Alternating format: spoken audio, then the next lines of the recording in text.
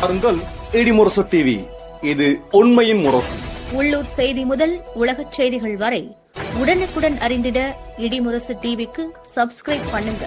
குளித்தலை கிழக்கு ஒன்றியம் சார்பில் அதிமுக பொதுச் செயலாளரும் முன்னாள் தமிழக முதல்வருமான புரட்சித் தலைவி ஜெயலலிதா அவர்களின் 9ஆம் ஆண்டு நினைவு நாள் முன்னிட்டு கரூர் மாவட்டம் குளித்தலையில் அதிமுகவினர்கள் மரியாதை செலுத்தினர். இனங்கூர் பேருந்து நிலையம் முன்பு நடைபெற்ற நிகழ்ச்சிக்கு குளித்தலை கிழக்கு ஒன்றிய கழக செயலாளர் கருணாகரன் தலைமை தாங்கினார்.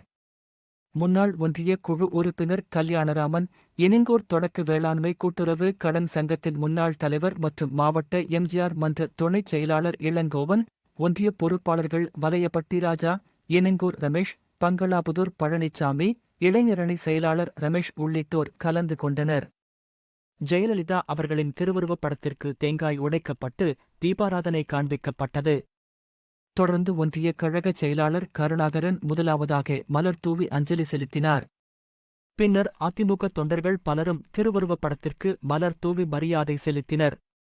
இதற்கிடையில் தோகைமலை நகராட்சி, கிருஷ்ணராயபுரம் கிழக்கு ஒன்றியம், மருதூர், நங்கவரம் பேரூர் கழகங்கள் உள்ளிட்ட பல பகுதிகளிலும் அதிமுகவினர் ஜெயலலிதா அவர்களின் படத்திற்கு முன் மலர் சமர்ப்பித்து அஞ்சலி செலுத்தினர்.